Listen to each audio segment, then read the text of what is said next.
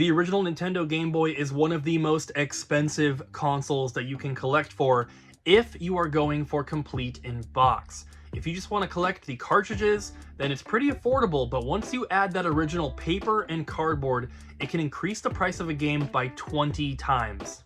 I've never really been big into handheld gaming, but I do love collecting and I do love Nintendo, so I have a pretty decent Game Boy collection, which we're going to be taking a look at today. We're going to be focusing on the original Game Boy today, which I have right up here. We're not looking at Game Boy Color or Game Boy Advance. Even though I'm not really into handheld gaming too much, some of the games I've put the most time into over my entire life are Pokemon games for the Game Boy. These are really the only Game Boy games that I've spent much time playing. These are obviously amazing titles, and you can't go wrong with basically any mainline Pokemon game. I have red, blue, and yellow here in my personal collection. This red, just so you guys know, is not factory sealed. It's cut open at the top there, but it does have that original plastic on there with an original Fred Meyer price tag of $28. How cool is that? Pokemon for Game Boy is here. With both packs, you can catch them all. Games and systems sold separately. Later in this video, I'm going to show you guys my most rare and expensive original Game Boy games. But before we get to that, let's talk about the original Game Boy and how it all started. The original Nintendo Game Boy was released in 1989, and by this point, Nintendo had already released the NES and a series of handheld games called Game & Watch. And if you're not familiar with these, they were basically small electronic devices that had one built-in game. They're pretty cool, but they're pretty rare and hard to find these days, and Nintendo actually brought these back more recently and released a couple new ones for Super Mario Bros. And The Legend of Zelda. So Nintendo had taken the best parts of the Game & Watch and the best parts of the Nintendo NES and combined them into what became the Game Boy. When you compare the original Game Boy to its competitors at the time, the Sega Game Gear, the Atari Lynx, and the Turbo Express, the Game Boy is obviously lacking in many ways compared to the others, but luckily Nintendo had a little bit of a leg up. They had the backing of the NES behind them, and the Game Boy came out before its competitors and sold incredibly well. There were already millions of Game Boys in people's hands by the time the Atari Lynx came out, and the next year, Sega released its Game Gear. Even though both of these handhelds had full-color screens, while the Nintendo Game Boy had this weird chromatic black and neon green color scheme going on, Atari and Sega could not compete with Nintendo, and the Game Boy outsold its competitors by millions of units. And what we are left with is a collection of roughly 511 games that were released in North America for the original Nintendo Game Boy. We talked a little bit about Pokemon getting its start on the original Game Boy, but that's not the only franchise to have its first release on the Nintendo handheld device. Super Mario Land and the Wario Land series also got their start on Game Boy, as well as Dragon Quest Monsters, and this guy.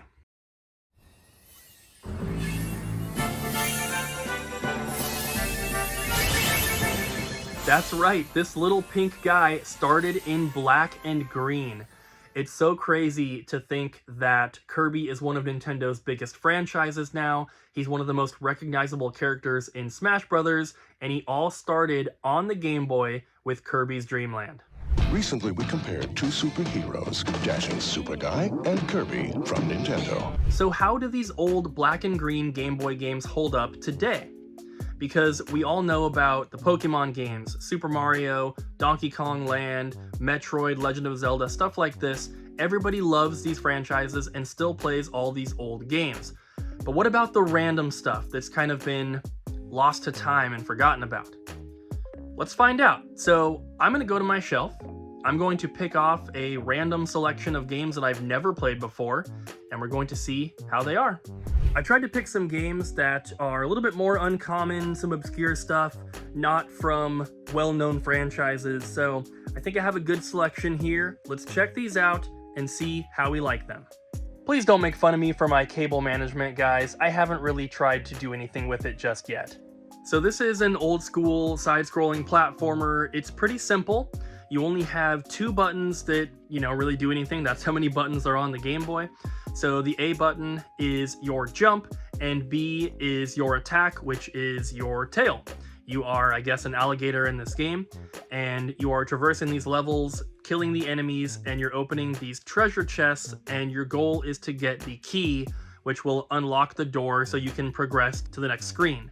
It looks like there are 5 areas in this game. I ended up completing Area 1, so I went through the 4 different sections of the game, and then I fought the boss, which was this gigantic frog. This game is actually pretty fun. I do enjoy it. I enjoy the simplicity. I also enjoy the platforming elements. It's a little slow feeling. The jumping is kind of weird, but it's one of those games where your jump is not the same every time. You can push the button in maybe harder or just hold it longer to get higher jumps and stuff like that. So overall, I think Tailgater is a pretty fun game, and definitely one that I would recommend as someone who doesn't really enjoy handheld stuff too much. Ninja Taro, or Ninja Taro, not sure how it's pronounced, is the second game that I played today, and this one is an RPG. Definitely not the kind of game that I'm looking for this type of video, because I just want to be able to sit down, play these games for, 20-30 minutes, and then give you guys my first impressions. RPGs obviously take a lot of time to get into. So this one, from what I played, just up until the point where I died for the first time, seems pretty cool. It looks like a kind of top-down Zelda-style game. I had an inventory, but I only had 2 items. I had a sword, which was equipped to button B, and then A were some ninja stars. So I basically was just running around on different screens killing enemies. There were like some ghosts and some other creatures. I'm not sure what they are, but when you kill them, they can drop items. Some of them don't, but some of them do. It looks like the health in the game are like turkey legs or like roast beef or something like that, which I always like that in games. So this one, from what I played, seems okay, but it's not really what I'm looking for right now, so I'm gonna move on. So this is Yogi Bear's Gold Rush, and unfortunately, this game is not very good. I only got through like the first couple screens, and it's a pretty generic platformer with some decent music, but it's just not very fun. The controls are a little slippery feeling, and it's got that annoying sound effect every time that you jump that just plays over and over. And that's all you do in this game. All you do is jump. At least up to the point that I played, there was no sort of attack or anything. Maybe there is later in the game, I don't know, but I don't really feel like playing this one anymore, so let's move on to the next one. The way that I'm filming this video is that I'm looking for games that I can just pick up and play immediately. And Elevator Action is almost that. This game is a little bit confusing. There are a bunch of these doors. Some of them you can go in, some of them you can't. And from what I gather, playing through this first level only, you just have to try to kill everyone and maybe get to the bottom. I'm not 100% sure, but it's a little difficult to not get damaged from the other people shooting at you. And when you go into these doors or these rooms, sometimes you get health, sometimes you just get points, or sometimes you get a new weapon. One of the first weapons I ended up getting was like this bomb that, in my opinion, was way worse than the gun. So I died pretty quick after getting that, couldn't really defend myself. But I also ended up getting like a more powerful gun, which seemed pretty cool. This game is definitely one that I would not mind playing again, but it wasn't super fun just on this little first playthrough, so I'm gonna move on. So the first thing you'll notice when you put Hercules into your Game Boy is that the music is awesome. It is so cool, but unfortunately, that's where the fun ends, because this game is absolutely terrible. This is by far the worst one that I've played so far. The controls are horrible. The movement of the character is extremely awkward. Everything has like this weird delay on it, so it's kind of difficult to play. And that just ruins the entire experience. So this one is definitely a pass. Do not play this game. Oh my god. That is so bad. Oof, Power Mission. Almost worse than Hercules. This is a strategy game. I'm sure if I knew exactly how to play, it'd be a lot more fun, because typically I do enjoy strategy games. I really like Advance Wars, and I also played a game called Skulls of the Shogun on Switch, which was kind of a strategy game. Very fun. This one, being on the Game Boy and not really knowing how to play, is very slow, very boring, and a little difficult to understand. when I was placing all my ships at the beginning, I thought that it was going to be more like a battleship style game, but it kind of isn't, and there was a lot of just waiting. After I made my moves, I just had to wait, and kind of boring, not what I'm looking for right now. We have one more game. Please let this one be good. I want to end on a high note. Altered Space, made by Sony. Sony releasing a game on a Nintendo console. That doesn't really happen anymore. Altered Space, a 3D alien adventure. Not sure what I was expecting, but I was a little blown away by the actual 3D nature of the graphics. It's not full 3D, obviously, but way more 3D than the other games we played today. I had no idea what I was supposed to be doing in this game. Granted, I only gave it a couple minutes, but the only button that seemed to do anything was the A button, and that was for jumping. There were a couple robots I encountered, one of them killed me. There were some conveyor belts moving some items along. I seemed to pick up those items, but didn't get the ability to use them as far as I could tell. The pause screen didn't give me any information, and I'm not trying to Google how to play a Game Boy game for a video. I just wanted to play the game. So while I was very impressed by the graphics of this game, the controls were not too difficult to get used to once you figure out that down is kind of like down and to the left, I guess. But either way, interesting looking game. I'm sure if I gave it more time, I would enjoy it, but just a little bit too confusing to pick up and play. After I picked those games randomly off the shelf, I thought that the Hercules game would probably be the best. I thought the Yogi Bear game would be pretty good, and I didn't really know much about any of the other ones, and it turns out the best game out of that bunch was Tailgater, which I was very surprised about. I could see why some people might call this a generic platformer, but it's simple enough and the controls work well that I think it's pretty fun. This was my favorite game out of the bunch, and this is one that I will probably play again. After recording the footage and everything, I actually Googled how long it takes to beat this game to see if maybe I had enough time to try to beat it in the middle of filming this video. Turns out it takes about an hour or so, which I don't have, unfortunately, so I had to move on, but Tailgater is really fun. The other ones, not quite as much, but if they're your style of gameplay, you might enjoy them, so check them out. But now, let's talk about actual Game Boy collecting. So like I mentioned at the beginning of the video, collecting original Game Boy games can be extremely expensive. The original boxes and manuals for these games were often thrown out, just like they were for everything else, but as you can imagine with handheld games, they're meant to be portable.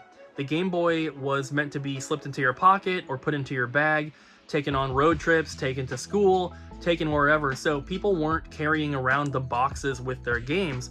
So as you can imagine, the boxes were tossed out, a lot more than they were for Super Nintendo, NES, stuff like that. So unfortunately, that original paper and cardboard can get very, very expensive. Now, if you just want to collect Game Boy games and you don't care about that stuff, you just want the games, just the cartridges, Game Boy is actually fairly affordable. There are a lot of games that were released on the Nintendo NES, like Bubble Bobble Part 2 and stuff like that, where the NES version is very, very expensive, but you can get the Game Boy game for a fraction of the price. But if you want to get those boxes and manuals, you are going to have to pay up. So I have pulled 4 of my most expensive Game Boy games off of my shelf, and we're going to go through. I have my computer down here with price charting pulled up. We're going to compare the loose cartridge price to the complete in box price, just to show you guys how crazy some of these prices can get. And we're going to start with Bubsy 2. So this game, a loose cartridge, according to price charting right now at the time of filming, is a $21 game. But if you want to get the complete in box version like this, it's going to be $383. So you can see how much value is actually in that original packaging, because like I said, no one kept it around. The next one that I pulled off the shelf is The Punisher. This game, slightly more expensive than Bubsy 2 at about $24, $25 for a loose copy, but $150 for a complete in box one. So that is 6 times the price of the loose game to get the box and manual.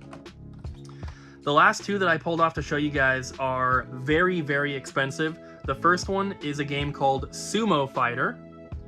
And as you can see, I have mine in this acrylic case to protect it. It does have a rip in the artwork on that side, but other than that, this particular copy is in very good condition. That rip does kind of suck. But this game is extremely expensive. This is considered one of the rarest Game Boy games. A loose cartridge goes for about $200, which for a Game Boy game is quite a lot. Most Game Boy games, even if they are kind of hard to find, are still less than $100. But a complete in-box copy of this, according to price charting right now, is $1,480, which is absolutely insane. And obviously when you get to these more expensive and rare titles, condition really plays a factor into price.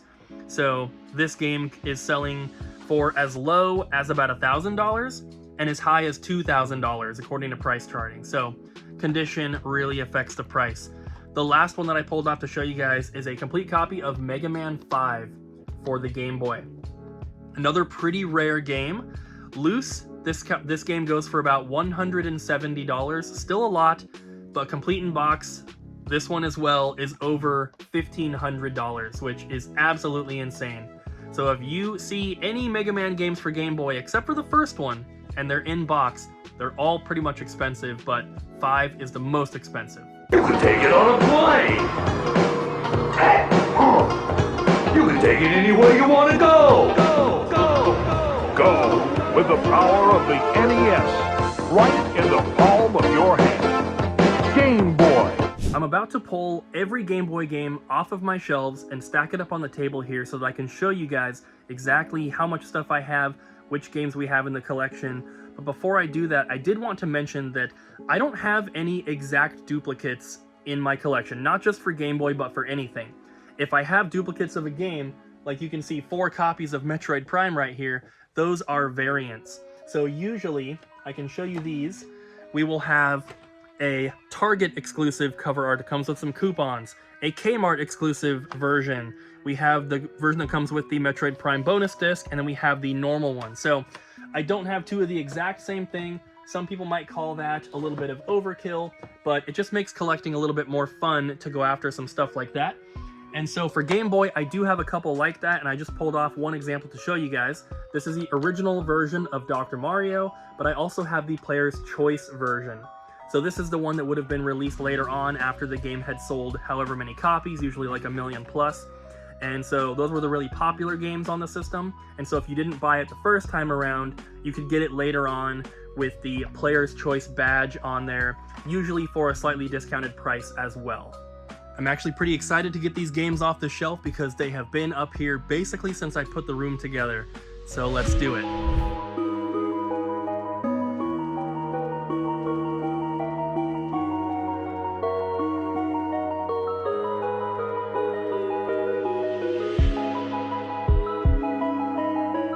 So this is what 114 original Game Boy games looks like, and that is how many I have in the collection. Like I said, there are a couple variants, so we have 2 Dr. Mario, 2 Donkey Kong, 2 Super Mario Land, stuff like that. But as you can see, even the boxes are pretty different on them, so you can distinguish that they are variants and they're not just duplicates. But 114, not too bad. Like I said earlier, there's 500 and something in the collection, like 511-ish games in the North American library. So I have about 1/5 of that so far, which is not too bad because these are incredibly hard to find. So for full transparency, I did want to let you guys know that I actually don't have all of these games complete. I'm missing 8 manuals for what is here and also a handful of cartridges. But when you find a box and or manual for a Game Boy game and it doesn't have the actual cartridge, sometimes you still just need to add it to your collection because finding the game down the road is going to be much easier. So 8 manuals is not too bad. I need more cartridges than that, but most of what I need is just cheap common stuff that I just haven't come across yet. But there's some pretty rare stuff in here. We did kind of go over some that we already talked about, but the Niv Bible, an unlicensed game, is pretty hard to find. We also have stuff like Turek in here, Ultima Runes of Virtue 2. There's some pretty awesome stuff. The Game Boy library, although I'm not super big into handheld stuff, is a pretty good library. You have games from most of the big franchises like Donkey Kong, Earthworm Jim, Final Fantasy, Zelda. We have Mario. We have Kirby. We have Harvest Moon. So there's a lot of stuff on the Game Boy to enjoy. As some of you guys may or may not know, I have another YouTube channel called Double Jump Video Games, which is dedicated to my retro video game store. That's actually kind of the main channel. This is the side channel here, but people ask all the time, I want to start collecting, what should I collect? And I always tell them that it really depends on their choices, right? Or what they enjoy, what they want to do.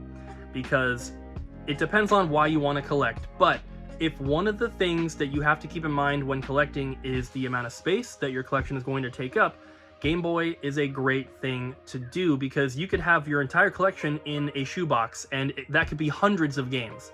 If you're going complete in box, obviously it takes up a little bit more room, but collecting Game Boy is a lot of fun. Even if you're not going to play every single game, they don't take up a lot of room. If you're just going cartridge only, they're not too expensive, and you can get some games that are rare for other consoles, but the Game Boy version is much more affordable.